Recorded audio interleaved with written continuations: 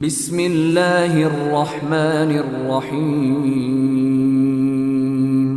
الحمد لله نحمده ونستعينه ونستغفره ونعوذ بالله من شرور أنفسنا ومن سيئات أعمالنا من يهده الله فلا مضل له ومن يضلل فلا هادي له وأشهد أن لا إله إلا الله وحده لا شريك له وأشهد أن محمدا عبده ورسوله أما بعد يا أيها الذين آمنوا اتقوا الله حق تقاته ولا تموتن إلا وأنتم مسلمون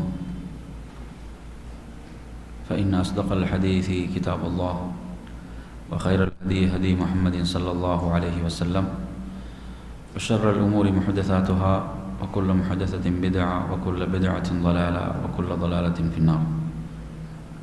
அன்பிற்குரிய சகோதரர்களே, தாய்மார்களே, சகோதரிகளே, அஸ்ஸலாமு அலைக்கும் வரஹ்மத்துல்லாஹி வபரகாத்துஹு. அல்லாஹ்வுடைய மிகப்பெரிய பேரருள், அவனுடைய தீனை, மார்க்கத்தை கற்று விளங்கக்கூடிய ஒரு உன்னதமான ஒரு சபையில் நம்மை அவன் ஒன்று கூட செய்திருக்கிறான். இது அந்த ரப்புல் ஆலமீன் நம் மீது செய்த மிகப்பெரிய பேரருளாக இருந்து கொண்டிருக்கிறது.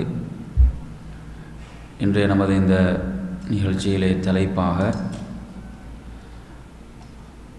ஒருவர் கடமையான குளிப்பை நிறைவேற்றுவது சம்பந்தமாக உள்ள சில சட்டதிட்டங்கள், குளிப்போடு தொடர்பட்ட சில விடயங்களை உங்களுக்கு நினைவூட்டலாம்னு நினைக்கின்றேன். அன்பிற்குரியவர்களே, இஸ்லாமிய மார்க்கத்தை பொறுத்தவரையில் இஸ்லாம் என்பது ஒரு நிறைவான வாழ்க்கை நெறியாக இருக்கிறது. வாழ்க்கையினுடைய எல்லா பகுதிகளுக்கும் வழிகாட்டுகின்ற, தீர்வை தருகின்ற ஒரு உன்னதமான வாழ்க்கை நெறியாக இஸ்லாம் திகழ்ந்து கொண்டிருக்கிறது. அல்லாஹு தஆலா அல் குர்ஆனிலே தான் நேசிப்பவர்களை பற்றி பல இடங்களிலே குறிப்பிடுகிறான். அதில் ஒரு இடத்திலே இன்னல்லாஹ யுஹிப்புத் தவ்வாபீன் வ யுஹிப்புல் முத்தஹிரீன், நிச்சயமாக அல்லாஹ் தௌபா செய்து மீளக்கூடிய மக்களையும் தூய்மையாக பரிசுத்தமாக இருப்பவர்களையும் அல்லாஹு தஆலா நேசிக்கிறான். என் அருமையான சகோதரர்களே, நபிகள் நாயகம் ஸல்லல்லாஹு அலைஹி வஸல்லம் அவர்கள் இந்த உம்மத்துக்கு அனைத்தையும் நிறைவாக வழங்கிவிட்டு சென்றார்கள். அல்லாஹ்வின் புறத்திலிருந்து வந்த அனைத்து செய்திகளையும் மக்களுக்கு தெளிவுபடுத்திவிட்டு தான் இவ்வுலகை விட்டு பிரிந்தார்கள். என் அருமையான சகோதரர்களே, இந்த தலைப்பிலே முதலாவதாக நாம் பார்ப்பது குளிப்பை கடமையாக்கக்கூடிய அம்சங்கள் என்ன என்பதை நாம் முதலாவதாக பார்ப்போம்.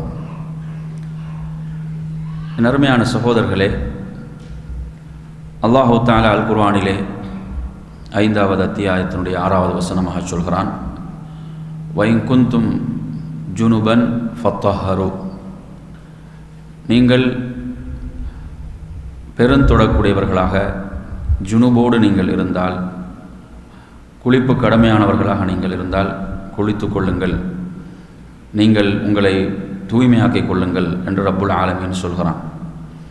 எனவே குளிப்பை கடமையாக்கக்கூடிய அம்சங்களிலே முதலாவதாக ஒருவருக்கு இந்திரியம் வெளிப்படுவதென்பது குளிப்பை கடமையாக்கக்கூடிய அம்சங்களில் ஒன்றாக இருந்து கொண்டிருக்கிறது.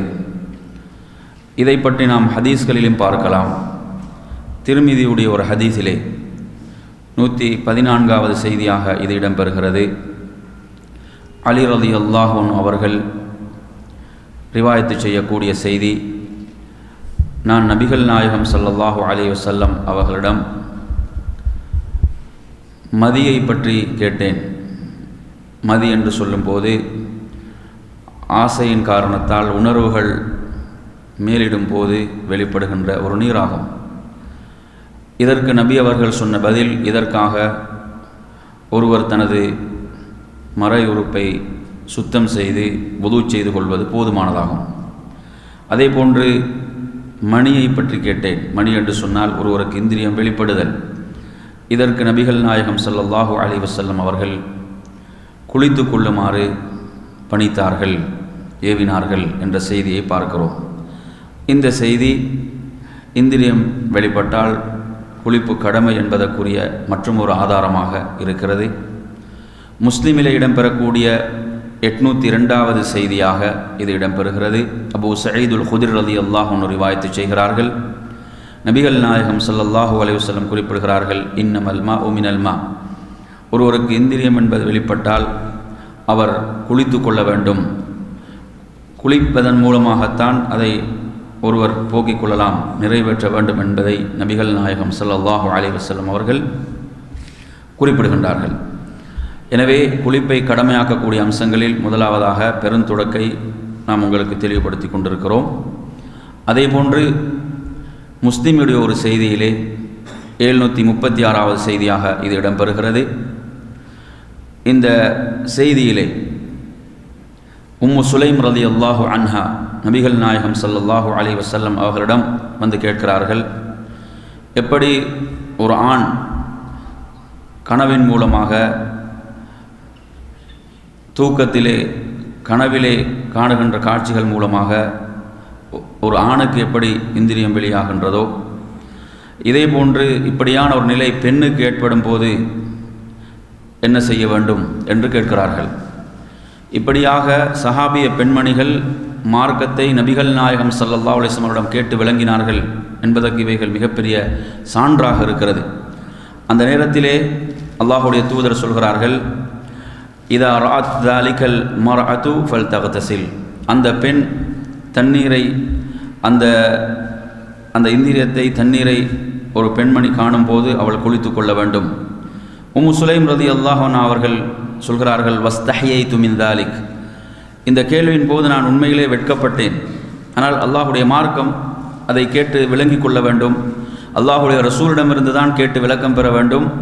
எனவே அதற்காக அவர்கள் இதை கேட்கிறார்கள். நான் இந்த கேள்வியின் போது வெட்கப்பட்டேன்.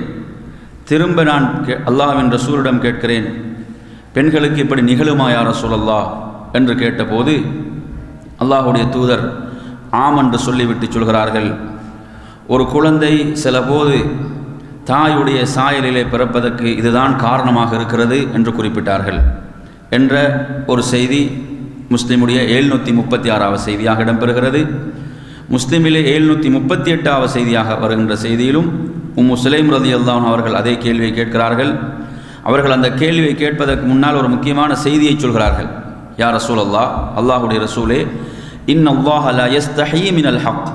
நிச்சயமாக அல்லாஹ் சத்தியத்தில் உண்மையை சொல்வதில் சத்தியத்தில் அல்லாஹ் ஒருபோதும் வெட்கப்படுவதில்லை என்று அவர்கள் சொல்லிவிட்டு தான் கேள்வியை கேட்கிறார்கள். ஒரு பெண்மணிக்கு இந்திரியம் என்பது வெளிப்படுமா என்று கேட்கிறார்கள். அந்த நேரத்தில் நபிகள் நாயகம் ஸல்லல்லாஹு அலைஹி வஸல்லம் அவர்கள் ஆம் என்று சொல்லிவிட்டு சொல்கிறார்கள், அந்த பெண்மணி நீரை கண்டால் என்று சொல்கிறார்கள். எனவே என் அருமையான சகோதரர்களே, இந்த செய்தியின் ஊடாக எது தெரிகிறதென்றால், பெண்களுக்கும் இவ்வாறான நிலை ஏற்படும் போது அவர்கள் மீது குளிப்பு கடமையாகிறது என்பதை இந்த செய்திகள் ஊடாக நாம் விளங்கலாம். அது மாத்திரமல்லாமல் சஹாபிய பெண்கள் மார்க்கத்தை கேட்டு விளங்குவதில் அவர்கள் வெட்கப்படவில்லை.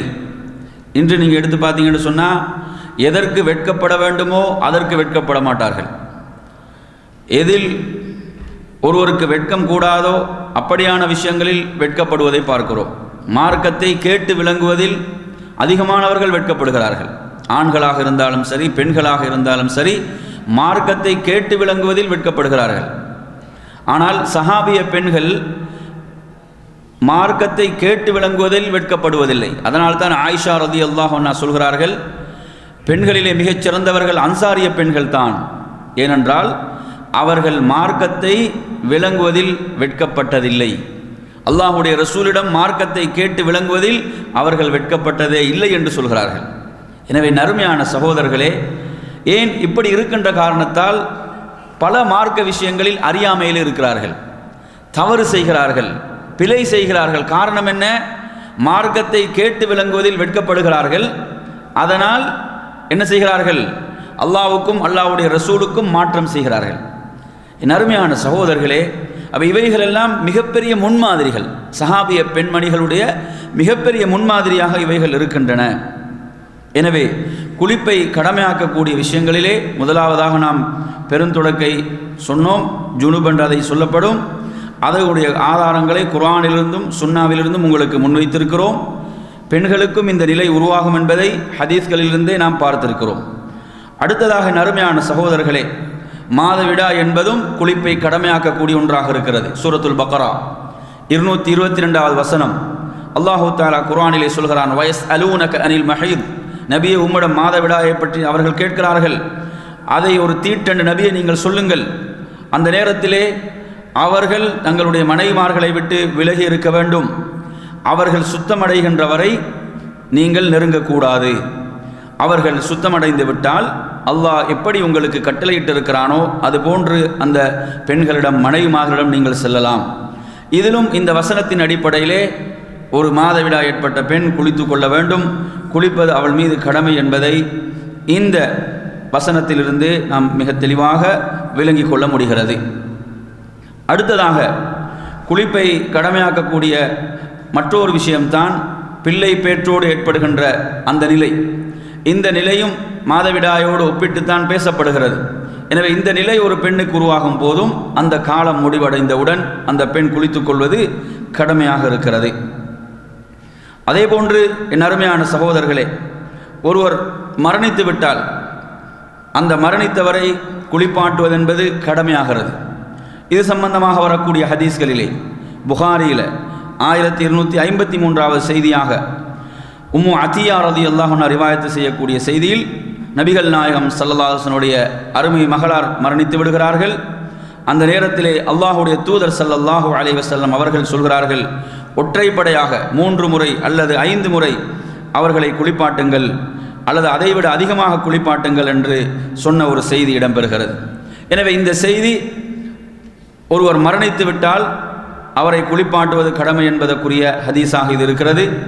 அதே போன்று புகாரியுடைய 1266வது செய்தியாக அப்துல்லாஹ் இப்னு அப்பாஸ் ரலியல்லாஹு அன்ஹு ரிவாயத்து செய்யக்கூடிய ஒரு செய்தியிலே நபிகள் நாயகம் ஸல்லல்லாஹு அலைஹி வஸல்லம் அவர்களோடு நாம் அரஃபாவிலே இருக்கிறோம்.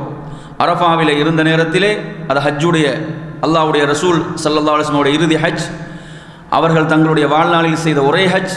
அந்த ஹஜ்ஜிலே நாம் அரஃபாவிலே இருக்கின்ற போது ஒருவரை ஒட்டகத்தின் மேல் இருந்த ஒருவர் என்ன செய்கிறார், அந்த ஒட்டகத்தின் மீது விழுந்து அல்லது அந்த ஒட்டகம் தள்ளி அவர் மரணித்து விடுகிறார்.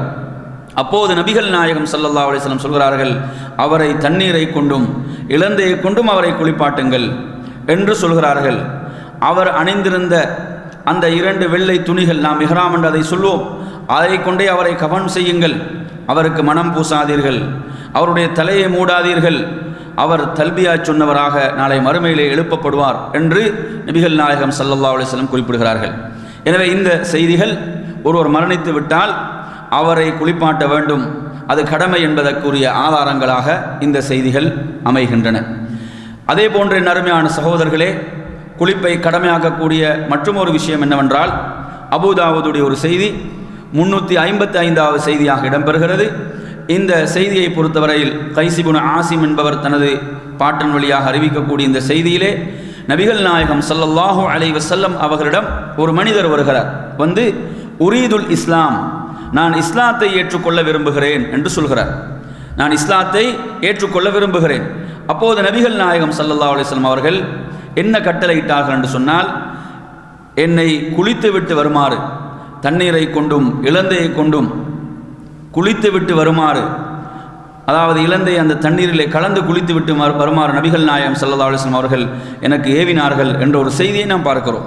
எனவே இந்த செய்தியின் அடிப்படையிலே இஸ்லாத்தை ஏற்றுக்கொண்ட ஒருவர் குளிப்பது கடமை என்பதையும் நாம் விளங்க முடிகிறது.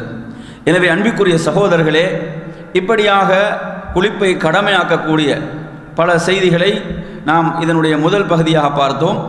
அதே போன்று ஜும்மாவுடைய நாளில் குளிப்பது சம்பந்தமாக அறிஞர்களுக்கு மத்தியிலே 2 விதமான கருத்துக்கள்.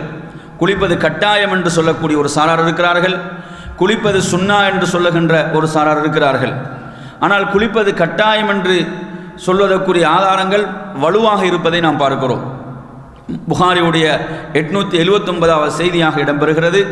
அபு சயீதுல் குத்ரி ரலியல்லாஹு அன்ஹு ரிவாயத்து செய்கிறார்கள், உஸ்லு யௌமில் ஜும்அத்தி வாஜிபுன் அலா குல்லி முஹ்தலிமின், பருவமடைந்த ஒவ்வொருவரும் ஜும்மாவுடைய நாளிலே குளிப்பது கட்டாயமாகும், வாஜிபாகும் என்று நபிகள் நாயகம் ஸல்லல்லாஹு அலைஹி வஸல்லம் அவர்கள் சொல்கிறார்கள். இந்த கருத்தை தருகின்ற நிறைய ஹதீஸ்கள், ஏராளமான ஹதீஸ்கள் புகாரியிலும் முஸ்லீமிலும் பதிவாகி இருக்கிறது. எனவே அன்பிற்குரிய சகோதரர்களே, ஜும்மாவுடைய நாளில் குளிப்பது தொடர்பான இருவேறுபட்ட கருத்துக்கள் இருந்தாலும் கடமை என்ற அந்த கருத்தை சொல்கின்ற ஹதீஸ்கள் மிக வலுவானதாக இருப்பதை நாம் காண முடிகிறது. அடுத்ததாக என் அருமையான சகோதரர்களே, குளிப்பதற்கு சுன்னத்தாக்கப்பட்ட சில சந்தர்ப்பங்கள். குளிப்பதற்கு நீங்கள் விரும்பினால் குளித்து கொள்ளலாம், கடமை இல்லை என்று சொல்லப்படுகின்ற சில சந்தர்ப்பங்களை நாம் இப்போது பார்ப்போம். இது தொடர்பாக முவத்தாவுடைய ஒரு செய்தியிலே 426வது செய்தியாக இடம்பெறுகிறது. இந்த செய்தியை பொறுத்தவரையில் அப்துல்லாஹ் இப்னு உமர் ரலியல்லாஹுடைய செயலாகத்தான் இது வருகிறது. அவருடைய மாணவர் நாஃபி அறிவிக்கிறார், அன்ன அப்துல்லாஹ் இப்னு உமர் கான யக்தஸிலு யௌமல் ஃபித்ர் கப்ல அன் யக்து இலல் முஸல்லா. பெருநாளுடைய தினத்திலே அவர்கள் பெருநாளுடைய தொழுகைக்கு செல்வதற்கு முன்னால் குளித்து கொள்வார்கள் என்ற ஒரு செய்தியை நாம் பார்க்கிறோம். இது ஒரு நபித்தோழருடைய செயலாகத்தான் வருகிறது, நபித்தோழருடைய செயலாகத்தான் வருகிறது. அப்துல்லாஹ் இப்னு உமர் ரலியல்லாஹு அன்ஹுவை பொறுத்தவரையில் நபிகள் நாயகம் ஸல்லல்லாஹு அலைஹி வஸல்லம் சுன்னாவை பின்பற்றுவதில் மிக கடுமையான ஆர்வம் கொண்டவராக அவர்கள் இருந்ததை பார்க்கிறோம். சாதாரணமான அன்றாட வாழ்வியல் விஷயங்களில் கூட அல்லாஹுடைய ரசூலை பின்பற்றுவதில் மிகவும் கடுமை காட்டக்கூடியவர்களாக இருந்தார்கள். எனவே இவருடைய செயலை அடிப்படையாக வைத்து செயல்படக்கூடியவர்களுக்கு தாராளமாக செயல்படலாம். இது பெருநாளுடைய தினத்திலே குளிப்பது சம்பந்தமாக வரக்கூடிய செய்தி. அதே போன்று இஹ்ராம், ஒருவர் என்ன செய்கிறார், ஹஜ்ஜுக்காக உம்ராவுக்காக நியத்து வைக்கிறார். குறிப்பிட்ட எல்லையிலே அவர் நியத்து வைக்கின்ற போது குளித்துக் கொள்வது சுன்னா என்பது சம்பந்தமாக வரக்கூடிய ஹதீஸ்களிலே முஸ்லிமிலே இடம்பெறக்கூடிய செய்தி 2966வது செய்தியாக இது இடம்பெறுகிறது. ஆயிஷா ரலியல்லாஹு அன்ஹா ரிவாயத்து செய்கிறார்கள், அஸ்மா பின்த் உமைஸ் ரலியல்லாஹு அன்ஹா அவர்கள் முஹம்மது இப்னு அபி பக்கர் ரலியல்லாஹு அன்ஹுவை பெற்றெடுக்கிறார்கள். அந்த நேரத்திலே அவர்கள் எப்படி செயல்பட வேண்டும் என்பதை பற்றி அல்லாஹ்வுடைய ரசூலிடம் கேட்டு ஒருவரை அனுப்பி வைக்கிறார்கள். நபிகள் நாயகம் ஸல்லல்லாஹு அலைஹி வஸல்லம் அவர்கள் என்ன சொல்கிறார்கள் என்று சொன்னால், குளித்து கொள்ளுமாறு பணிக்கிறார்கள், குளித்து கொள்ளுமாறு ஏவுகிறார்கள், குளித்துவிட்டு ஹஜ்ஜுக்காக நியத்து வைக்குமாறு சொல்கிறார்கள் என்ற ஒரு ஹதீஸை நாம் பார்க்கிறோம். எனவே இந்த ஹதீஸை அடிப்படையாக வைத்து ஒருவர் இஹ்ராமுக்காக குளித்து கொள்வது சுன்னா என்ற சட்டம் பெறப்படுகிறது. அதே போன்று ஒருவர் மக்காவுக்குள் நுழையும் போது, குறிப்பாக ஹஜ்ஜுக்காக உம்ராவுக்காக நியத்து வைத்து செல்லக்கூடிய ஒருவர் மக்காவுக்குள் நுழையும் போது, நாங்கள் குறிப்பிட்ட எல்லையில் குளிப்பதென்பது ஒரு சுன்னாவாக இருக்கிறது. அதுபோக திரும்ப மக்காவுக்குள் நுழையும் போது குளிப்பது சம்பந்தமாகவும் ஒரு ஹதீஸ் வருகிறது. இது சம்பந்தமாக இடம்பெறுகின்ற ஹதீஸை புகாரியிலே 1573வது செய்தியாக நீங்கள் பார்க்கலாம். அப்துல்லாஹ் இப்னு உமர் ரலியல்லாஹு அன்ஹு அவர்கள் தல்பியா சொன்னவர்களாக அந்த புனித மக்காவுக்குள் நுழைவதற்கு முன்னால் அந்த ஜூ துவா என்று சொல்கின்ற அந்த இடம், அங்கே இரவிலே தங்கியவர்களாக அந்த இடத்திலே ஃபஜ்ருடைய தொழுகை தொழுதுவிட்டு அங்கு குளித்துவிட்டுத்தான் மக்காவுக்குள் நுழைவார்கள். அப்போது அவர்கள் சொல்வார்கள், நபிகள் நாயகம் ஸல்லல்லாஹு அலைஹி வஸல்லம் அவர்கள் இவ்வாறு செய்யக்கூடியவர்களாக இருந்தார்கள். கான யஃஅலு ذلك, இவ்வாறு செய்யக்கூடியவர்களாக அல்லாஹ்வுடைய ரசூல் இருந்தார்கள். எனவே நறுமையான சகோதரர்களே, குறிப்பிட்ட எல்லையிலே ஒருவர் இஹ்ராம் அந்த ஹஜ்ஜுக்காக உம்ராவுக்காக குளித்து விட்டாலும் மக்காவை நெருங்குகின்ற போது அப்படி குளித்து கொள்வதும் சுன்னா என்பதற்கு இந்த செய்தியிலே ஆதாரம் இருப்பதை நாம் பார்க்கிறோம். அடுத்ததாக அன்பிற்குரிய சகோதரர்களே, நாம் இப்போது இந்த கடமையான சில குளிப்புடைய வகைகள், எந்தெந்த நிலைகளில் குளிப்பு கடமையாகும், அதே போன்று குளிப்பதற்கு சுன்னத்தான சில சந்தர்ப்பங்கள், இவற்றை இப்போது உங்களுக்கு நாம் தெளிவுபடுத்தினோம். அடுத்ததாக நமது தலைப்பிலே நாம் பார்க்க போவது, நாம் கடமையான குளிப்பை நிறைவேற்றக்கூடிய முறை. ஒருவர் கடமையான குளிப்பை எவ்வாறு நிறைவேற்ற வேண்டும், நபிகள் நாயகம் ஸல்லல்லாஹு அலைஹி வஸல்லம் அவர்கள் அதற்கு காட்டிய வழிமுறை என்ன. அடுத்ததாக இதிலே நாம் இன்னொரு முக்கியமான ஒரு விடயத்தை சொல்ல வேண்டும். கடமையான குளிப்பை கடமையாக்கக்கூடிய அம்சங்களில் ஒரு விடயத்தை உங்களுக்கு சொல்ல மறந்துவிட்டேன். புகாரியுடைய 291வது செய்தியாக இடம்பெறுகிறது. நபிகள் நாயகம் ஸல்லல்லாஹு அலைஹி வஸல்லம் அவர்கள் சொல்கிறார்கள், அதாவது கணவன் மனைவியுடைய இல்லற வாழ்க்கை என்பது குளிப்பை கடமையாக்கிவிடும், இந்திரியம் வெளிப்படாவிட்டாலும் சரி என்ற ஹதீஸை நாம் புகாரிலே பார்க்கலாம். இதுவும் குளிப்பை கடமையாக்கக்கூடிய அம்சங்களிலே இருக்கிறது என்பதை நாம் நினைவிலே நிறுத்தி கொள்ள வேண்டும்.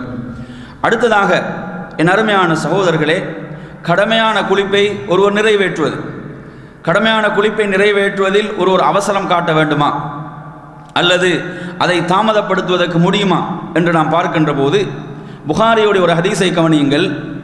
283வது செய்தியாக இது இடம்பெறுகிறது. அபூ ஹுரைரா ரலியல்லாஹு அன்ஹு அவர்கள் ரிவாயத்து செய்கிறார்கள், நான் ஒரு நாள் மதீனாவினுடைய அந்த பாதையிலே நபிகள் நாயகம் ஸல்லல்லாஹு அலைஹி வஸல்லம் அவர்களை சந்தித்தேன்.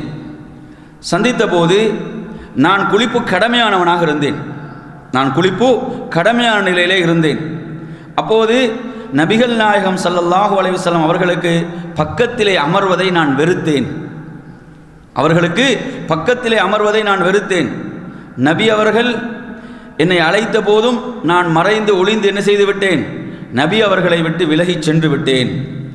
அதற்கு பிறகு நான் மறுபடியும் அல்லாஹ்வுடைய ரசூலிடம் அந்த கடமையான குளிப்பை நிறைவேற்றி விட்டு வரும்போது அல்லாஹ்வுடைய தூதர் கேட்டார்கள், அபூ ஹுரைராவே எங்கு சென்றீர் என்று கேட்டபோது நான் சொன்னேன், நான் குளிப்பு கடமையான நிலையில் இருந்தேன் யா ரசூலல்லாஹ், உங்களுக்கு பக்கத்தில் அதே நிலையில் உட்காருவதை நான் வெறுத்தேன்.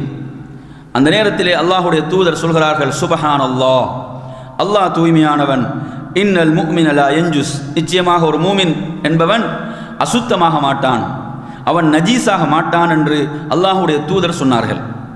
அன்பிற்குரிய சகோதரர்களே, அப்போ இந்த செய்தியை நீங்கள் எடுத்து பார்த்தீர்கள் என்று சொன்னால் அபூ ஹுரைரா ரலியல்லாஹு அன்ஹு அவர்கள் நபிகள் நாயகம் ஸல்லல்லாஹு அலைஹி வஸல்லம் அவர்கள் மீது எந்த அளவு ஒரு கண்ணியத்தை வைத்திருப்பார்கள்.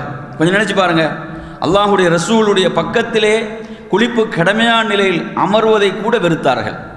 அதை கூட வெறுத்தவர்கள் நபித்தோழர்கள். கொஞ்சம் நினைச்சு பாருங்க இந்த செய்தியை. அப்போ எந்த அளவு சஹாபாக்கள் நபித்தோழர்கள் அல்லாஹ்வுடைய தூதரின் மீது அன்பு வைத்திருந்தார்கள், கண்ணியம் வைத்திருந்தார்கள் என்பதற்கு இந்த செய்தி மிகப்பெரிய ஆதாரமாக இருக்கிறது. என் அருமையான சகோதரர்களே, நமது நிலைகளை நாம் சிந்தித்து பார்க்க வேண்டும். நபிகள் நாயகம் ஸல்லல்லாஹு அலைஹி வஸல்லம் அவர்கள் உண்மையிலே நாம் இருக்கக்கூடிய இந்த தோற்றத்தை விரும்பக்கூடியவர்கள் தானா? நாம் இருக்கக்கூடிய இந்த தோற்றம் என்பது அல்லாஹ்வுடைய ரசூல் விரும்பக்கூடிய தோற்றமா? நமது வீடுகள், நமது இல்லங்கள் இருக்கக்கூடிய நிலைகள் உண்மையிலே அல்லாஹ்வுடைய ரசூல் அதை விரும்பக்கூடிய நிலையில் தான் நமது வீடுகள், இல்லங்கள் இருக்கிறதா? நமது வாழ்க்கை அல்லாஹ்வுடைய தூதர் விரும்பக்கூடிய நிலையில் தான் இருக்கிறதா? என் அருமையான சகோதரர்களே, கொஞ்சம் சிந்தனை செய்து பாருங்கள். நபித்தோழர்கள் எப்படியெல்லாம் நபிகள் நாயகம் ஸல்லல்லாஹு அலைஹி வஸல்லம் அவர்களோடு மிக கண்ணியமாக நடந்து கொண்டார்கள் என்பதற்கு இந்த செய்தியிலே ஆதாரம் இருக்கிறது. அடுத்து நபி அவர்கள் சொல்கிறார்கள், ஒரு மூமின் நஜீஸாக மாட்டான், ஒரு மூமின் அசுத்தமாக மாட்டான் என்று சொன்னால் இதிலிருந்து நாம் எப்படி விளங்கக்கூடாது என்று சொன்னால், ஜுனுபோடு இருக்கக்கூடிய ஒருவர், குளிப்பு கடமையான நிலையில் இருக்கக்கூடிய ஒருவர் என்ன செய்யலாம், தொழலாம் என்று விளங்கக்கூடாது. ஏனென்றால் குளிப்பு கடமையான ஒருவருக்கு எவைகளெல்லாம் தடுக்கப்பட்டிருக்கிறதோ அவற்றை அவர் செய்யக்கூடாது.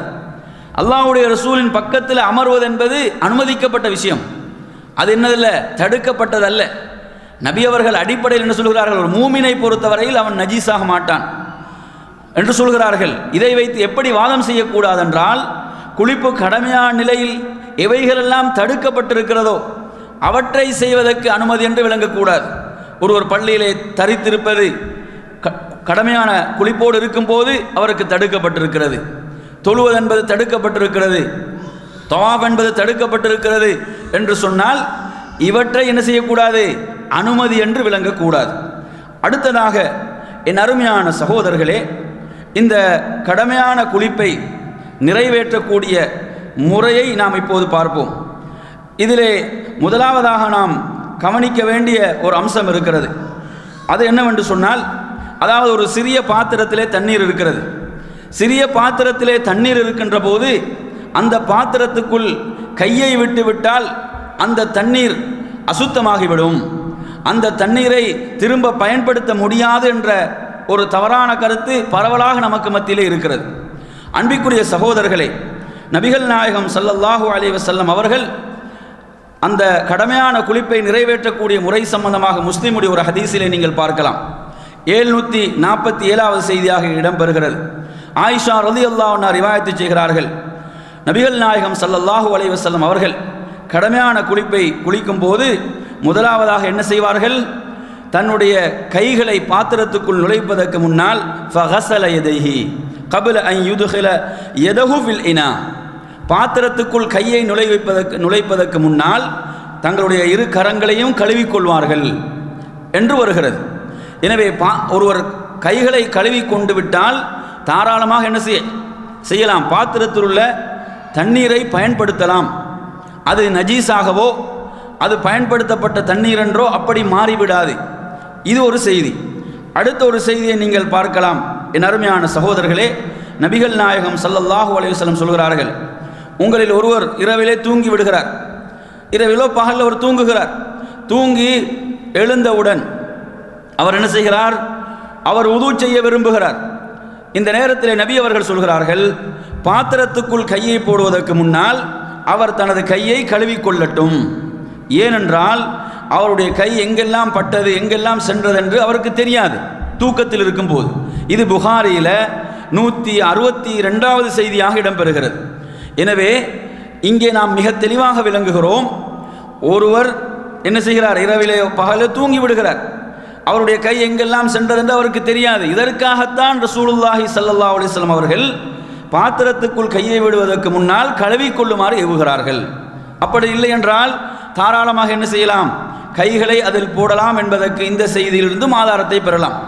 எனவே நறுமையான சகோதரர்களே, அப்போ இந்த செய்தியிலிருந்து நாம் என்ன விளங்குகிறோம் என்று சொன்னால், ஒரு சிறிய பாத்திரத்தில் இருக்கக்கூடிய தண்ணீர் அதற்குள் கையை போட்டுவிட்டால் தண்ணீர் அசுத்தமாகிவிடும், அதை பயன்படுத்த முடியாது என்பது ஒரு தவறான ஒரு நம்பிக்கை, தவறான கருத்து என்பதை நாம் என்ன செய்கிறோம், ஹதீஸ்களில் இருந்தே என்ன செய்கிறோம், நாம் இதை விளங்குகிறோம். அதே போன்று என் அருமையான சகோதரர்களை, ஆயிஷா ரலியல்லாஹு அன்ஹா ரிவாயத்து செய்யக்கூடிய ஒரு செய்தியிலே அவர்கள் சொல்கிறார்கள், நானும் நபிகள் நாயகம் ஸல்லல்லாஹு அலைஹி வஸல்லம் அவர்களும் ஒரே பாத்திரத்திலே குளிக்கக்கூடியவர்களாக இருந்தோம். குளிப்பு கடமையான நேரத்தில், குளிப்பு கடமையான நிலையிலும் நாம் ஒரே பாத்திரத்தில் குளிக்கக்கூடியவர்களாக இருந்தோம். ஒரே பாத்திரத்தில் குளிக்கும் போது தண்ணீர் அதிலே விழுவதற்கு என்னது, அதிலே விழும். எனவே அதிலே விழுந்து விட்டால் தண்ணீர் அசுத்தமாகி விடுமா என்றால் நிச்சயமாக இல்லை. இந்த செய்தியை நீங்கள் புகாரியிலே பார்க்கலாம். முஸ்லீமில் ஒரு செய்தி இடம்பெறுகிறது. இது 760வது செய்தியாக இது இடம்பெறுகிறது. அதாவது மைமூனா ரலியல்லாஹு அன்ஹா அவர்கள் குளித்து எஞ்சிய தண்ணீரிலே ரசூலுல்லாஹி ஸல்லல்லாஹு அலைஹி வஸல்லம் அவர்கள் குளிக்கக்கூடியவர்களாக இருந்தார்கள் என்ற செய்தியையும் பார்க்கிறோம். எனவே இந்த செய்திகள் எல்லாம் என்ன நமக்கு தெளிவுபடுத்துகிறது என்றால், தண்ணீரை அசுத்தப்படுத்திவிட மாட்டாது என்பதற்கு இந்த செய்திகள் நமக்கு மிக தெளிவான சான்றுகளாக, ஆதாரங்களாக இருந்து கொண்டிருக்கின்றன. அதே போன்று என் அருமையான சகோதரர்களே, நபிகள் நாயகம் ஸல்லல்லாஹு அலைஹி வஸல்லம் அவர்கள் கடமையான குளிப்பை எவ்வாறு நிறைவேற்றுவார்கள் என்று பார்க்கும்போது, புகாரியிலே இந்த செய்தியை நாம் 281வது செய்தியாக நாம் இதை பார்க்கலாம். இந்த செய்தியிலே மைமூனா ரலியல்லாஹு அன்ஹா அவர்கள் ரிவாயத்து செய்யக்கூடிய இந்த செய்தியிலே நபிகள் நாயகம் ஸல்லல்லாஹு அலைஹி வஸல்லம் அவர்கள் என்ன செய்வார்கள், தங்களுடைய கைகளை கழுவிக்கொள்வார்கள். சில ரிவாயத்துகளில் 2 முறை 3 முறை என்று வருகிறது. பாத்திரத்தில் கையை போடுவதற்கு முன்னால் என்ன செய்வாங்க, முதலாவதாக தங்களுடைய இரு கைகளையும் அவர்கள் கழுவிக்கொள்வார்கள். அதற்கு பிறகு என்ன செய்வார்கள், தண்ணீரை வலக்கையால் ஊற்றி இடக்கையால் தங்களுடைய மறை உறுப்பை கழுவிக்கொள்வார்கள் என்று வருகிறது. அதற்கு பிறகு அந்த கையை என்ன செய்வார்கள் என்று சொன்னால், மண்ணிலேயோ அல்லது சோற்றிலோ நன்றாக தேய்ப்பார்கள். தேய்த்து அந்த கையை கழுவுவார்கள். கழுவிவிட்டு பிறகு என்ன செய்வார்கள் என்றால், தொழுகைக்கு எப்படி ஒருவர் உது செய்வாரோ அதுபோன்று நபிகள் நாயகம் ஸல்லல்லாஹு அலைஹி வஸல்லம் அவர்கள் உது செய்யக்கூடியவர்களாக இருந்தார்கள். கால்களை, பாதங்களை மாத்திரம் அவர்கள் கழுவ மாட்டார்கள். கால்களை அவர்கள் கழுவ மாட்டார்கள். அது அல்லாமல் உதுவுடைய எல்லா செயல்களையும் செய்வார்கள். எப்படி ஒரு உதுவை ஆரம்பித்து நிறைவு செய்ய வேண்டுமோ அந்த அனைத்தையும் தொடராக செய்வார்கள். கால்களை மாத்திரம் கழுவ மாட்டார்கள். அதற்கு பிறகு நபிகள் நாயகம் ஸல்லல்லாஹு அலைஹி வஸல்லம் அவர்கள் என்ன செய்வார்கள், 3 முறை தங்களுடைய தலைக்கு தண்ணீரை ஊற்றக்கூடியவர்களாக இருந்தார்கள். அதிலும் அல்லாஹுடைய தூதர் வலப்பக்கத்துக்கு முக்கியத்துவம் கொடுக்கக்கூடியவர்களாக இருந்தார்கள் என்று பார்க்கிறோம். அதற்கு பிறகு தங்களுடைய உடலுக்கு தண்ணீரை ஊற்றிக்கொள்வார்கள். ஊற்றிவிட்டு அந்த இடத்தை விட்டு சற்று நகர்ந்து தங்களுடைய பாதங்களை கழுவிக்கொள்வார்கள். இதுதான் நாம் ஹதீஸிலே பார்க்கக்கூடிய முறை. இது சம்பந்தமாக நீங்கள் புகாரியில், அதே புகாரில் 281வது செய்தியாக இதை பார்க்கலாம். அதே போன்று முஸ்லீமில் 748வது செய்தியாக பார்க்கலாம். இப்படி நிறைய செய்திகள் நபிகள் நாயகம் ஸல்லல்லாஹு அலைஹி வஸல்லம் அவர்களுடைய இந்த குளிப்பு முறை பற்றி வருகிறது. திரும்ப சொல்கிறேன், கடமையான குளிப்பை நபிகள் நாயகம் ஸல்லல்லாஹு அலைஹி வஸல்லம் அவர்கள் எப்படி நிறைவேற்றுவார்கள் என்பதை மறுபடியும் உங்களுக்கு சொல்கிறேன். என் அருமையான சகோதரர்களே, அல்லாஹுடைய தூதர் ஸல்லல்லாஹு அலைஹி வஸல்லம் அவர்கள் பாத்திரத்துக்குள் கையை போடுவதற்கு முன்னால் தங்களுடைய இரு கைகளையும் 3 முறை கழுவிக்கொள்வார்கள். அதன் பிறகு அல்லாஹுடைய தூதர் ஸல்லல்லாஹு அலைஹி வஸல்லம் அவர்கள் தனது வலக்கையால் என்ன செய்வார்கள்? இடக்கைக்கு தண்ணீரை ஊற்றி தங்களுடைய மறை உறுப்பை கழுவிக்கொள்வார்கள். அந்த கையை மண்ணிலோ சுவற்றிலோ நன்றாக தேய்த்து கழுவுவார்கள். கழுவிவிட்டு தொழுகைக்கு எப்படி ஒருவர் உது செய்வாரோ அதுபோன்று உழு செய்வார்கள். உழு செய்வார்கள். தங்களுடைய பாதங்களை மட்டும், கால்களை மாத்திரம் கழுவ மாட்டார்கள். அதன் பிறகு தங்களுடைய தலைக்கு 3 முறை தண்ணீரை ஊற்றுவார்கள். வலப்பக்கத்துக்கு முக்கியத்துவம் கொடுக்கக்கூடியவர்களாக இருப்பார்கள். அதற்கு பிறகு தங்களுடைய முழு உடலுக்கும் தண்ணீரை ஊற்றுவார்கள். அதன் பிறகு அந்த இடத்தை விட்டு சற்று விலகி தங்களுடைய கால்களை கழுவிக்கொள்வார்கள். இதுதான் நபிகள் நாயகம் ஸல்லல்லாஹு அலைஹி வஸல்லம் அவர்களுடைய கடமையான குளிப்பை நிறைவேற்றுகின்ற முறையாக இருந்தது என்பதை நாம் ஹதீஸ்களிலே பார்க்கிறோம்.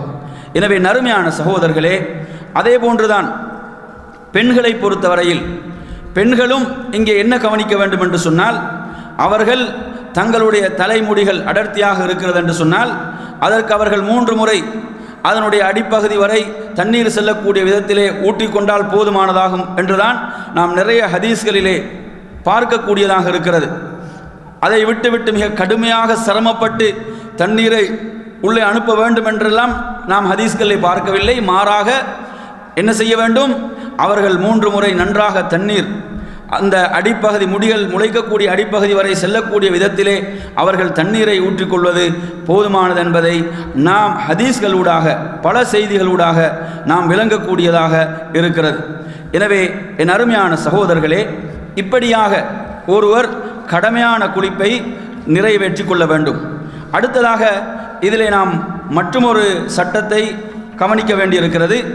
அந்த சட்டம் என்னவென்று சொன்னால், ஒருவர் தனிமையிலே குளிக்கின்ற போது அவர் நிர்வாணமாக குளிப்பது சம்பந்தமாக வரக்கூடிய ஒரு சட்டம் இருக்கிறது. இதையும் நாம் சற்று விளங்கிக் கொள்ள கடமைப்பட்டிருக்கிறோம்.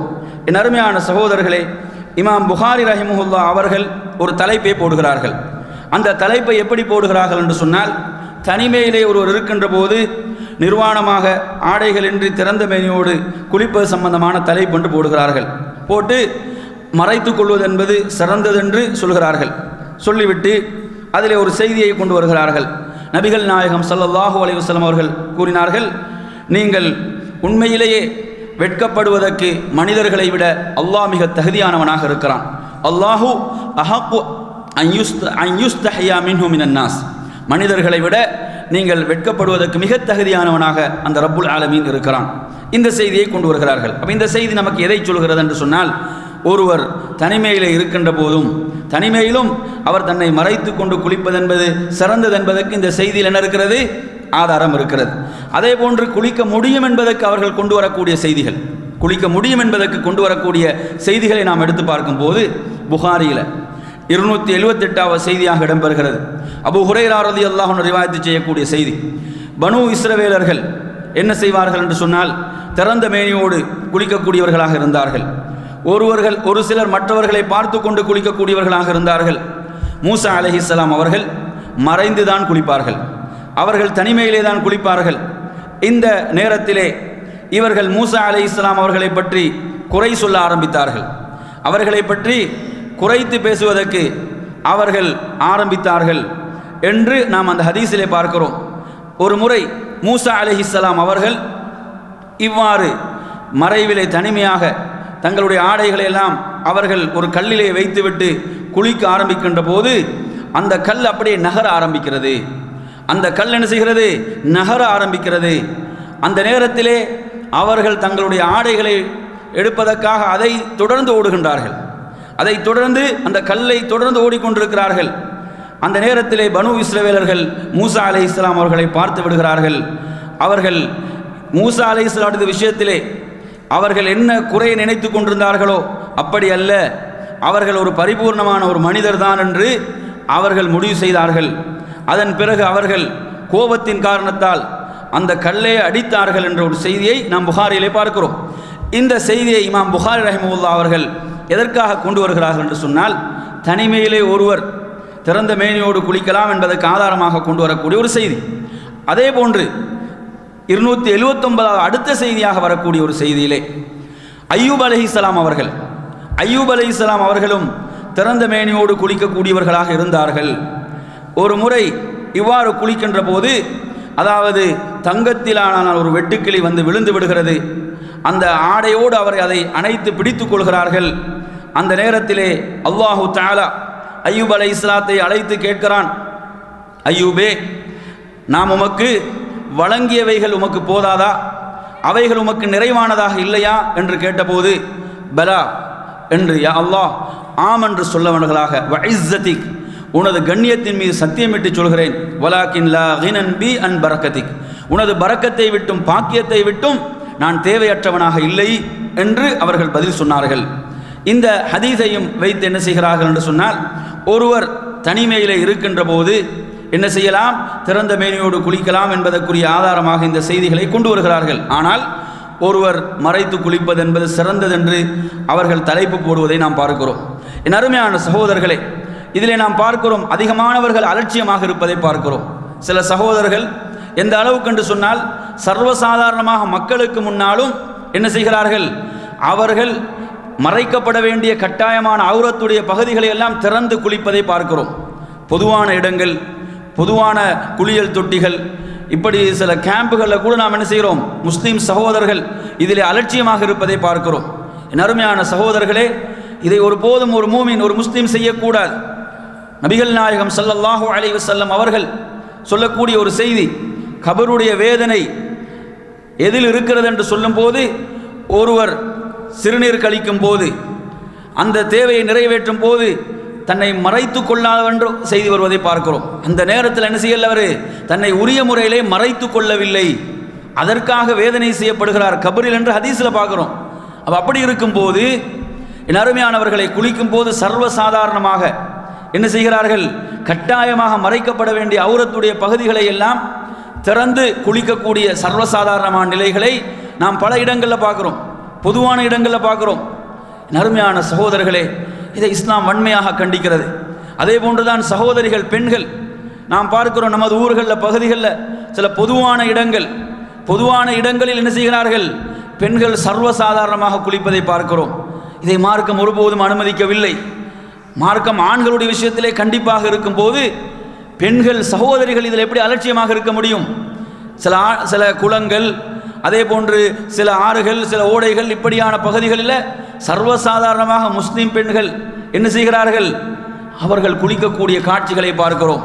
இதை ஒருபோதும் மார்க்கம் அங்கீகரிக்கவில்லை. இதில் நாம் மிக கடுமையாக, மிக எச்சரிக்கையாக இருக்க வேண்டிய ஒரு பகுதி என் அருமையான சகோதரர்களே. எனவே இப்படியாக இந்த சட்டத்தை நாம் விளங்கி கொள்ள வேண்டியிருக்கிறது. அடுத்ததாக என் அருமையான சகோதரர்களே, தண்ணீரை பயன்படுத்தக்கூடிய அந்த தண்ணீருடைய அளவு, ஏனென்றால் தண்ணீரை வீண்விரயம் செய்யக்கூடாது. நபிகள் நாயகம் ஸல்லல்லாஹு அலைஹி வஸல்லம் அவர்கள் நமக்கு காட்டிய முன்மாதிரி எந்த அளவுக்கு இருக்கிறது என்று சொன்னால், நீங்கள் முஸ்லிமில் 752வது செய்தியாக பார்க்கலாம். ஆயிஷா ரலியல்லாஹு அன்ஹா ரிவாயத்து செய்கிறார்கள், நானும் நபிகள் நாயகம் ஸல்லல்லாஹு அலைஹி வஸல்லம் அவர்கள் கடமையான குளிப்பை ஒரே பாத்திரத்தில் உள்ள தண்ணீரை கொண்டு நிறைவேற்றக்கூடியவர்களாக இருக்கிறோம். அவர்கள் சொல்கிறார்கள், அதாவது ஃபரக் என்று சொல்கிறார்கள். ஃபரக் என்ற ஒரு பாத்திரத்தில், ஃபரக் என்பதை சொல்லும்போது அதாவது 3 சா கொள்ளளவாகும். 3 சா கொள்ளளவு தான் ஃபரக் என்று சொல்லப்படுகின்ற அளவு. அதாவது என் அருமையான சகோதரர்களே, 2 கைகளுடைய அந்த கொள்ளளவை சேர்த்து அது 12 மடங்காக அது இருக்கிறது என்று நாம் செய்திகளில் பார்க்கிறோம். எனவே நபிகள் நாயகம் ஸல்லல்லாஹு அலைஹி வஸல்லம் அவர்கள் மிக குறைந்த தண்ணீரால் இந்த தேவைகளை நிறைவேற்றினார்கள் என்பதை பார்க்கும்போது, தண்ணீரை ஒருவர் வீண் விரயம் செய்யக்கூடாது என்பதற்கு இந்த செய்திகள். மற்றும் ஒரு செய்தியிலே பார்க்கிறோம், அல்லாஹுடைய தூதர் 1 சா அளவிலே குளிக்கக்கூடியவர்களாக இருந்தார்கள் என்ற செய்தியை நாம் பார்க்கிறோம். ஒரு முத்துடைய அளவு தண்ணீரிலே உது செய்யக்கூடியவர்களாக இருந்தார்கள் என்பதை பார்க்கிறோம். எனவே இந்த செய்திகள் எல்லாம் தண்ணீரை வீண்வரியம் செய்யக்கூடாது என்பதற்கு மிகப்பெரிய சான்றுகளாக இருக்கக்கூடிய செய்திகள். அல்லாஹுடைய தூதர் ஸல்லல்லாஹு அலைஹி வஸல்லம் அவர்கள் எதிரெல்லாம் நமக்கு முன்மாதிரியாக இருந்திருக்கிறார்கள் என்பதற்கு இந்த செய்திகள் மிகப்பெரிய ஆதாரமாக இருக்கிறது. அதே போன்ற நறுமையான சகோதரர்களே, அடுத்ததாக இந்த தலைப்பிலே நாம் கவனிக்க வேண்டிய மற்றும் ஒரு சட்டம் என்னவென்று சொன்னால், குளிப்பை ஒருவருக்கு நிறைவேற்ற முடியாத, தண்ணீரை கொண்டு நிறைவேற்ற முடியாத ஒரு நிலையிலே இருக்கிறார், அல்லது தண்ணீர் இல்லாமல் இருக்கிறது. இந்த நேரத்திலே அவர் கடைபிடிக்க வேண்டிய சட்டம் என்ன? இதையும் நாம் பார்க்க வேண்டும். இஸ்லாம் நமக்கு அதற்கு தந்திருக்கக்கூடிய தீர்வு என்ன? அல்லாஹு தஆலா குர்ஆனிலே 4வது அத்தியாயத்தினுடைய 43வது வசனமாக சொல்கிறான், என் அருமையான சகோதரர்களே, நீங்கள் கடமையான குளிப்பு ஜுனுபோடு நீங்கள் இருந்தால், பெருந்தொடக்கோடு இருந்தால், பள்ளியை நீங்கள் கடந்து செல்பவர்களாக, பள்ளியை நீங்கள் பாதையாக எடுத்துக்கொண்டாலே தவிர பள்ளியில் என்ன செய்யக்கூடாது, பள்ளியை நீங்கள் நெருங்கக்கூடாது என்று அல்லாஹு தஆலா சொல்கிறான், குளிக்கும் வரை என்று அல்லாஹு தஆலா சொல்கிறான். எனவே குளிப்பு கடமையானவர்கள் பள்ளியை பாதையாக எடுத்துக்கொள்ளலாம், ஆனால் என்ன செய்யக்கூடாது, பள்ளியிலே அவர்கள் தரிக்கக்கூடாது, அமரக்கூடாது என்பதை குர்ஆனுடைய வசனம் சொல்கிறது. அதே போன்று வஇன் குன்தும் மர்தா, நீங்கள் நோயாளிகளாக இருந்தால், அவ் அலா சஃபரின், நீங்கள் பிரயாணத்தில் இருந்தால், அல்லது நீங்கள் உங்களுடைய மலசல தேவைகள், வெளிவாசல் தேவைகளை நிறைவேற்றி நீங்கள் வந்தால், அல்லது உங்களுடைய மனைவியை நீங்கள் இல்லறத்தின் மூலமாக நீங்கள் தீண்டினால், ஃபலம் தஜிது மாஅன், நீங்கள் தண்ணீரை பெற்றுக்கொள்ளவில்லை என்றால், ஃபதயம்மமு ஸஈதன் த்வய்யிபா ஃபம்ஸஹு பிவுஜூஹிக்கும் வஐதீக்கும், நீங்கள் தூய்மையான மண்ணை கொண்டு என்ன செய்து கொள்ளுங்கள், தயமும் செய்து கொள்ளுங்கள், உங்களுடைய முகத்தையும் கைகளையும் நீங்கள் தடவிக்கொள்ளுங்கள் என்று அல் குர்ஆன் சொல்கிறது. அதே போன்று 5வது அத்தியாயத்துடைய 6வது வசனமும் இதை பேசுகிறது. நீங்கள் பெருந்தொடக்கோடு இருந்தால் நீங்கள் குளித்து சுத்தமாகிக் கொள்ளுங்கள். வஇன் குன்தும் மர்தா, நீங்கள் நோயாளிகளாக இருந்தால், பிரயாணிகளாக இருந்தால், நீங்கள் மலசல தேவைகள், வெளிவாசல் தேவைகளை நிறைவேற்றிவிட்டு வந்தால், அல்லது உங்களுடைய மனைவியை நீங்கள் இல்லறத்தின் மூலமாக தீண்டியிருந்தால், தண்ணீரை நீங்கள் பெற்றுக்கொள்ளவில்லையா, நீங்கள் தயமும் செய்து கொள்ளுங்கள் என்று அல்லாஹு தஆலா சொல்கிறான். உங்களுடைய முகத்தையும் கையையும் நீங்கள் தடவிக்கொள்ளுங்கள். மா யுரீதுல்லாஹு லியஜஅல அலைக்கும் மின் ஹரஜ், அல்லாஹு தஆலா உங்களுக்கு ஒரு கஷ்டத்தை அல்லாஹ் விரும்பவில்லை, சிரமத்தை அல்லாஹ் விரும்பவில்லை. அல்லாஹ் விரும்புவதெல்லாம் உங்களை பரிசுத்தப்படுத்துவதற்கும் உங்களுடைய நிஅமத்துகளை நிறைவு செய்வதற்கும் தான் அல்லாஹ் விரும்புகிறான். நீங்கள் அவனுக்கு நன்றி உடையவர்களாக இருக்கும் பொருட்டு என்று ரப்புல் ஆலமீன் சொல்கிறான். எனவே நறுமையான சகோதரர்களே, இந்த வசனங்களின் அடிப்படையிலே ஒருவருக்கு தண்ணீர் கிடைக்கவில்லை என்ற நிறைய பேர் தயமும் எப்படி விளங்குறாங்கன்னு சொன்னால், வுதுவுக்கு மட்டும்தான் விளங்கி வைத்திருக்கிறார்கள். வுதுவுக்கு மட்டும்தான் தயமும், கடமையான குளிப்புக்கு என்ன செய்ய முடியாது, தயமும் செய்ய முடியாதுன்னு நினைக்கிறார்கள். இல்லை, கடமையான குளிப்புக்கும் மார்க்கம் அந்த அனுமதியை தந்திருக்கிறது என்பதற்கு இந்த குர்ஆனுடைய வசனங்கள் ஆதாரமாக இருக்கின்றன. அதே போன்று அன்பிற்குரிய சகோதரர்களே, புகாரிலே இடம்பெறக்கூடிய ஒரு செய்தியிலே ஒரு மனிதர் உமர் இப்னுல் கத்தாப் ரலியல்லாஹு அன்ஹு அவரிடம் வருகிறார்.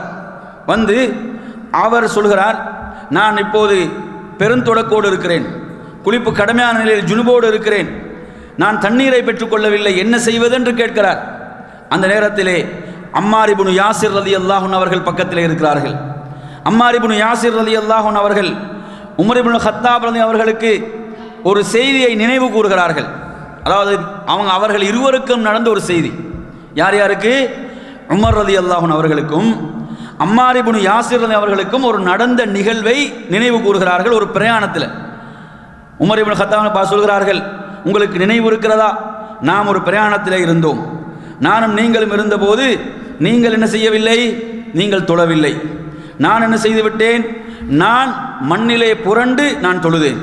மண்ணிலே புரண்டு என்ன செய்தார், தொழுதார். இதை நாம் அல்லாஹ்வுடைய ரசூலிடம் வந்து சொன்னோம். சொன்ன நேரத்திலே அல்லாஹ்வுடைய தூதர் நமக்கு என்ன சொன்னார்கள், இன்னமா யக்ஃபீக ஹாகதா, நீங்கள் இவ்வாறு செய்தால் போதுமானது என்று சொல்லி தன்னுடைய இரு கைகளையும் பூமியில் என்ன செய்தார்கள், தட்டினார்கள். தட்டிவிட்டு அதை ஊதினார்கள். அதை ஊதிவிட்டு தன்னுடைய முகத்தை என்ன செய்தார்கள், தடவினார்கள். தங்களுடைய கைகளுடைய இந்த பகுதியை மட்டும் தடவினார்கள்.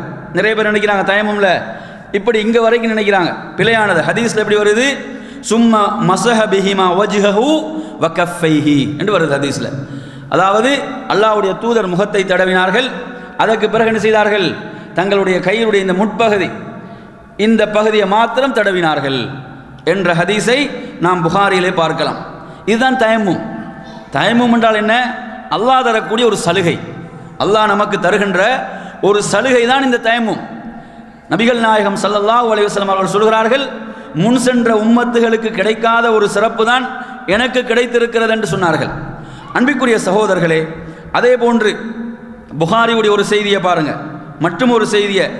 இந்த செய்தியில் அதாவது இம்ரான் இப்னு ஹுசைன் அல் ஹுஸாஇ ரலியல்லாஹு அன்ஹு இவர்கள் நபிகள் நாயகம் ஸல்லல்லாஹு அலைஹி வஸல்லம் அவர்கள் ஒரு முறை பார்க்கிறார்கள், இவர்கள் தொழாமல் ஒதுங்கி இருக்கிறாங்க. இவர் மட்டும் தொழாமல் விலகி இருக்கிறார்கள். அப்போது அல்லாஹ்வுடைய தூதர் கேட்கிறார்கள், யா ஃபுலான் மா மனஅக அன் துஸல்லி ஃபில் கௌம், மக்களோடு சேர்ந்து உம்மை தொழவிடாமல் எது தடுத்தது அப்படின்னு கேட்குறாங்க அல்லாஹ்வுடைய ரசூல். கேட்க போது அவர் சொல்றார், யா ரசூலல்லாஹ் அஸாபத்னி ஜனாபா, நான் பெருந்தொடக்கோடு இருக்கிறேன், எனக்கு குளிப்பு கடமையாக இருக்கிறது, வலாமா தண்ணீர் இல்லை என்று சொல்கிறார்கள். அப்போது ரசூலுல்லாஹி ஸல்லல்லாஹு அலைஹி வஸல்லம் சொன்னார்கள், அலைக பிஸ்ஸஈத், நீர் தயமும் செய்து கொள்வீராக, மண்ணை கொண்டு தயமும் செய்வது உமக்கு போதுமானதாகும் என்று சொன்னார்கள். எனவே அன்பிற்குரிய சகோதரர்களே, இந்த செய்தியும் தெளிவான சான்றாக ஆதாரமாக இருக்கிறது. அதே போன்று இன்னொரு செய்தியில் நீங்கள் இன்னொரு சட்டத்தை, இதில் தண்ணீர் பெறாத போது என்றது இதில் வருது. இன்னொரு செய்தியை பார்த்தீங்கன்னு சொன்னால், அம்ர் இப்னு ஆஸ் ரலியல்லாஹு அன்ஹு அவர்களுக்கு குளிப்பு கடமையாகி விடுகிறது. எப்போ இது? அதாவது ஒரு குளிரான ஒரு இரவுல, ஃபீ லைலத்தின் பாரிதா, ஒரு குளிரான இரவில் அவர்களுக்கு என்ன செய்து விடுகிறது என்று சொன்னால் குளிப்பு கடமையாகி விடுகிறது. இந்த நேரத்தில் அவர் என்ன செய்தார்? வதலா, குர்ஆனுடைய வசனத்தை ஓதினார். என்ன வசனம்? வலா தக்துலு அன்ஃபுஸகும் இன்னல்லாஹ கான பிக்கும் ரஹீமா, நீங்கள் உங்களை அழித்துக் கொள்ளாதீர்கள், நிச்சயமாக அல்லாஹ் உங்களுக்கு அருள் புரியக்கூடியவனாக இருக்கிறான் என்ற வசனத்தை அவர்கள் நினைவு கூர்ந்து அவர்கள் தயமும் செய்து தொழுதார்கள் என்று பார்க்கிறோம். அப்போ எனவே நறுமையான சகோதரர்களே, அப்போ இதிலிருந்து பெறப்படுகின்ற மற்றொரு சட்டம் என்னவென்றால், தண்ணீர் இல்லை என்பது ஒரு சட்டம். அடுத்த ஒரு சட்டம் என்னவென்றால், தண்ணீரை பயன்படுத்த முடியாத அளவுக்கு கடும் குளிராக இருக்கிறது என்று வைத்துக் கொள்ளுங்கள். தண்ணீரை பயன்படுத்தினால் ஆபத்து ஏற்படும். தண்ணீரை ஏற்பட்டால் தண்ணீரை அவர் பயன்படுத்துவதன் மூலமாக அவருக்கு ஒரு பாதிப்பு ஏற்படும் என்று அவர் பயப்படுகிறார், அஞ்சுகிறார். தண்ணீரை சூடாக்கி குளிப்பதற்கும் அவருக்கு வழி இல்லை. அப்படி வழி இருந்தால் அந்த வழிகளை எல்லாம் அவர் தேட வேண்டும். தண்ணீரை பயன்படுத்துவதற்குரிய மேக்சிமம் வழிகளை அவர் முயற்சி செய்ய வேண்டும். தண்ணீரை பயன்படுத்துவதற்குரிய மேக்சிமம் வழிகளை அவர் முயற்சி செய்ய வேண்டும். அப்படி முடியாத பட்சத்தில் தயமும் என்பதற்கு என்ன இருக்கிறது? மார்க்கத்தில் அனுமதி இருக்கிறது என்பதை இந்த செய்திகளிலிருந்து விளங்குகிறோம்.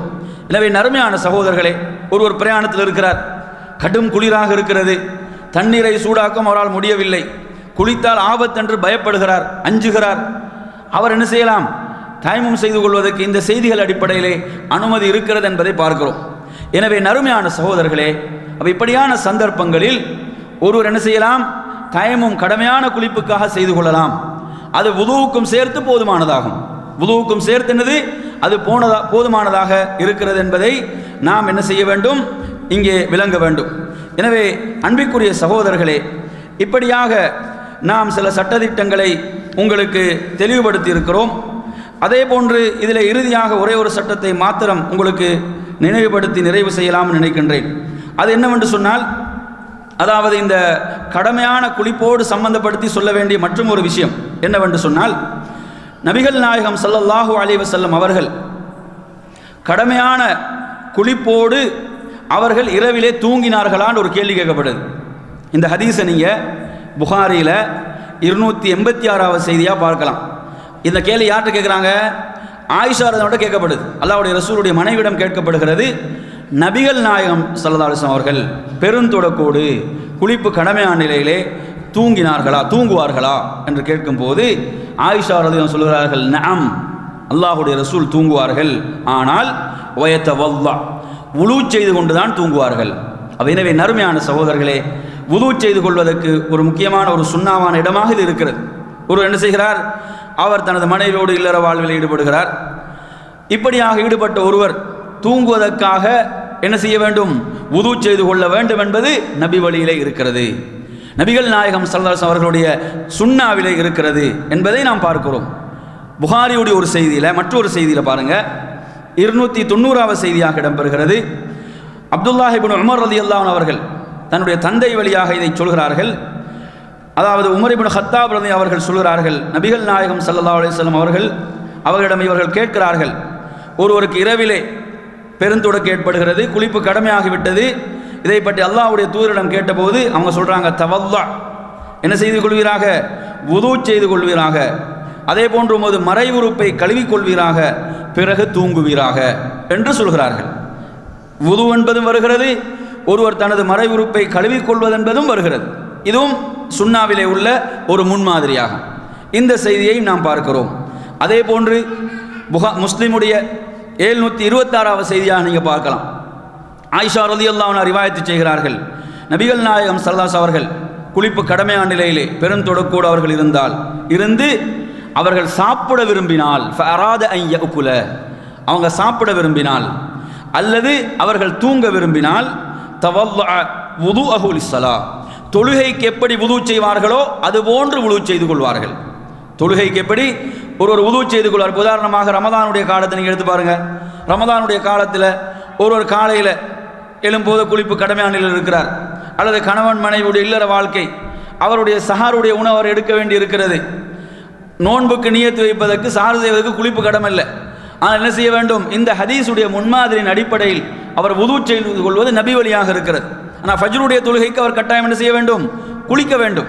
எனவே நறுமையான சகோதரர்களே, நபிகள் நாயகம் ஸல்லல்லாஹு அலைஹி வஸல்லம் அவர்கள் இந்த ஹதீஸிலிருந்து நாம் பெறுகின்ற முன்மாதிரிகள், 3 விதமான முன்மாதிரிகள் கிடைக்கிறது. என்ன, கடமையான குளிப்போடு ஒருவர் தூங்க விரும்பினால் அவர் என்ன செய்ய வேண்டும், மறை உறுப்பை கழுவிக்கொள்வது நபி வழி, வுது செய்து கொள்வது நபி வழி. அதே போன்று அவர் உண்ண விரும்பினால், சாப்பிட விரும்பினால் வுது செய்து கொள்வது நபி வழி என்பதை நாம் விளங்குகிறோம். அதே போன்ற நறுமையான சகோதரர்களே, மற்றும் ஒரு சட்டத்தையும் நாம் இங்கு பார்க்க வேண்டும். முஸ்லிமிலே 733வது செய்தியாக இடம்பெறுகிறது. அபூ சயீதுல் குத்ரி ரலியல்லாஹு அன்ஹு அவர்கள் ரிவாயத்து செய்கிறார்கள், நபிகள் நாயகம் ஸல்லல்லாஹு அலைஹி வஸல்லம் அவர்கள் தனது மனைவியோடு இல்லற வாழ்வில் ஈடுபட்டு விட்டு திரும்ப அவர்கள் அவ்வாறு ஈடுபட விரும்பினால்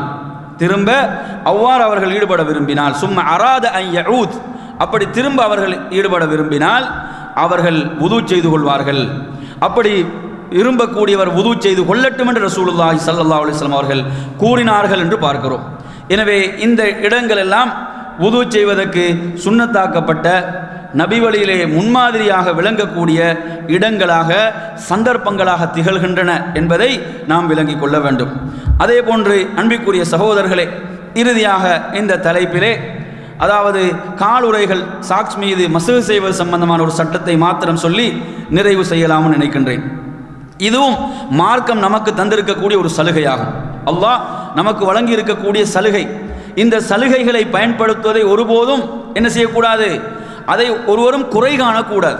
என்ற அல்லாஹ்வும் அல்லாஹ்வுடைய ரசூலும் நமக்கு சலுகைகளை தந்திருக்கிறார்கள் என்று சொன்னால், அந்த சலுகைகளை பயன்படுத்துவதை யாரும் என்ன செய்யக்கூடாது, குறை காணக்கூடாது.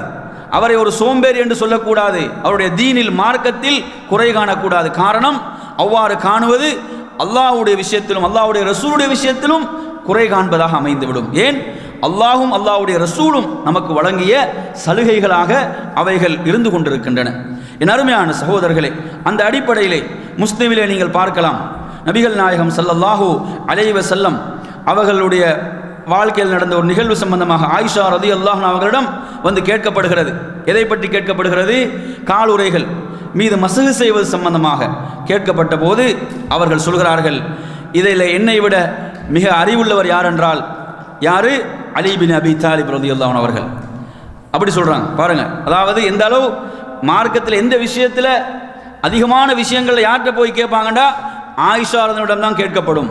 அவங்க சொல்கிறாங்க, இந்த விஷயத்தில் என்னிடம் அறிவில்லை, இதை நீங்கள் யாரிடம் போய், அல்லாஹ்வுடைய ரசூலோடு அதிகம் பிரயாணத்தில் இருந்த அலி பின் அபி தாலிப் அவரிடம் போய் நீங்கள் கேளுங்கள்.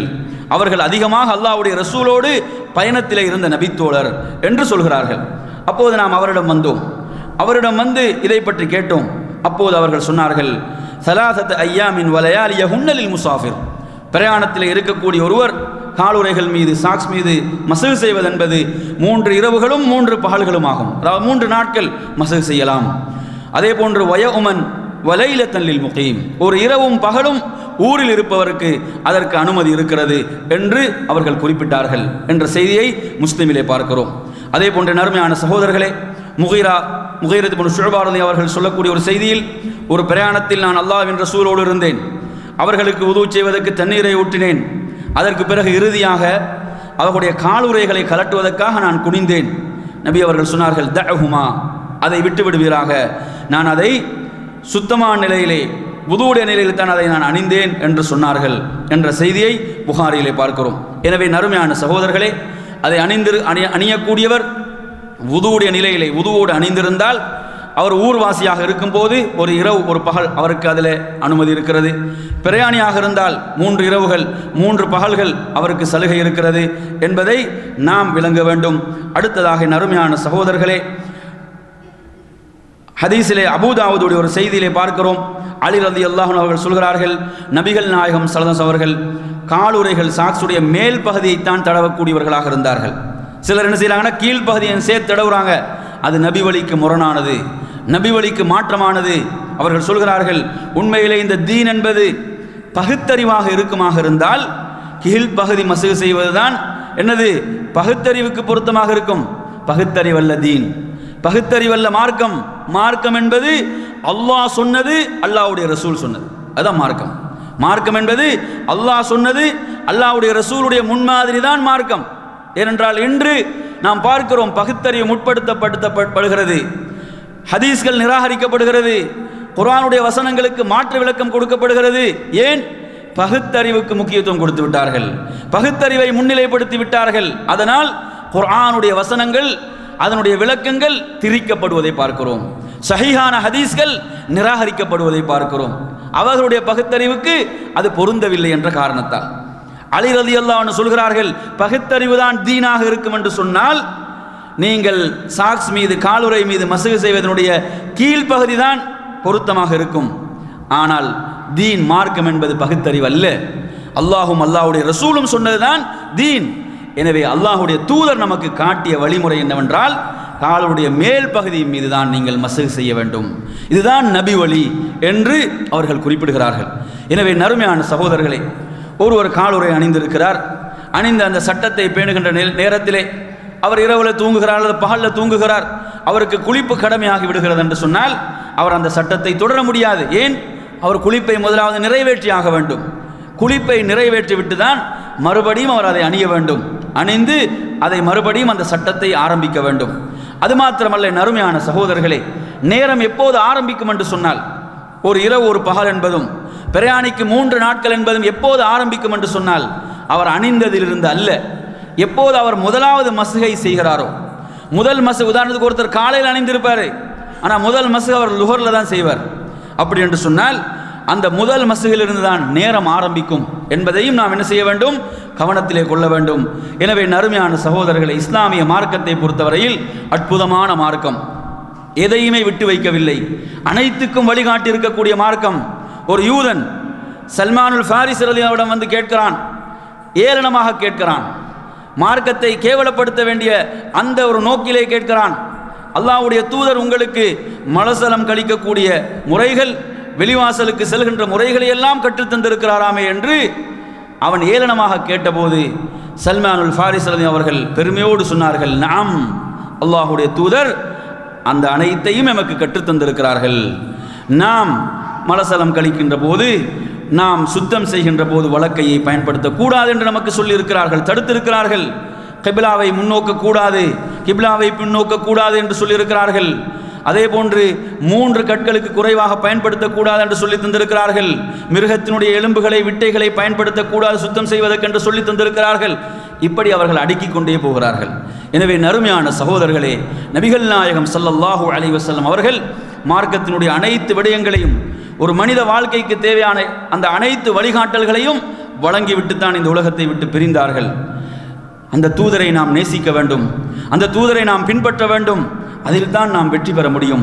அல்லாஹு தஆலா குர்ஆனிலே சொல்கிறான், குல் இன் குன்தும் துஹிப்பூனல்லாஹ் ஃபத்தபிஊனி யுஹிப்புக்குமுல்லாஹ். நபியே நீங்கள் சொல்லுங்கள், நீங்கள் அல்லாஹ்வை நேசிக்கக்கூடியவர்களாக இருந்தால் என்னை பின்பற்றுங்கள், அப்போதுதான் அல்லாஹ் உங்களை நேசிப்பான். எனவே நறுமையான சகோதரர்களே, ஏன்னா மார்க்கத்தில் நாங்கள் பார்க்குறோம், சில பகுதிகளுக்கு சிலர்கள் கொடுக்கக்கூடிய முக்கியத்துவம் இன்னும் சில பகுதிகளுக்கு கொடுக்கறது இல்லை. சில பகுதிகளில் சில விஷயங்கள் அவங்க ஆணித்தரமாக இருப்பாங்க, சில விஷயங்களில் குர்ஆன் ஹதீஸ் அப்படி பற்றி பிடிப்பார்கள். ஆனால் இன்னும் சில பகுதிகள் எடுத்தீங்கன்னா அதில் அலட்சியமாக இருப்பாங்க. அதுவும் குர்ஆன் வசனம் தான், அதுவும் ஹதீஸ் தான். ஆனால் கண்டுகொள்ள மாட்டார்கள். எது அவர்களுக்கு பிடித்தமாக இருக்கிறதோ, எது அவர்களுக்கு விருப்பமாக இருக்கிறதோ அதில் என்ன செய்வாங்க, அதில் ஊண்டி கவனம் செலுத்துவார்கள். ஆனால் இன்னும் பல பகுதிகளில் ஓட்டை விட்டு விடுவார்கள், கோட்டை விட்டு விடுவார்கள். என் அருமையான சகோதரர்களே, அல்லாஹு தஆலா குர்ஆனிலே சொல்கிறான், யா அய்யுஹல்லதீன ஆமனூ உத்ஹுலூ ஃபிஸ்ஸில்மி காஃபா.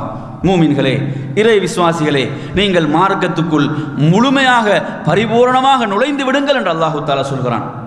எனவே நாம் மார்க்கத்தை முழுமையாக பின்பற்றக்கூடியவர்களாக, மார்க்க விளக்கங்களை அனைத்து துறைகளிலும், சுத்தமாக இருந்தால் சிலர் சுத்தம் அது சாதாரண விஷயம், வுது அது சாதாரண விஷயம், இப்படி அலட்சியப்படுத்துவதை பார்க்கிறோம். இல்லை என் அருமையான சகோதரர்களே, நபி அவர்கள் அனைத்துக்கும் வழிகாட்டினார்கள் என்று சொன்னால் அந்த ஒவ்வொன்றிலும் நபி வழியை பின்பற்றி வெற்றி பெறுகின்ற நன்மக்களாக மாறுவோமாக என்று கூறி நிறைவு செய்கிறேன். வஸ்ஸலாமு அலைக்கும் வரஹ்மத்துல்லாஹி வபரகாத்துஹு வ ஆஹிரு தஅவானா அனில் ஹம்துலில்லாஹி ரப்பில் ஆலமீன்.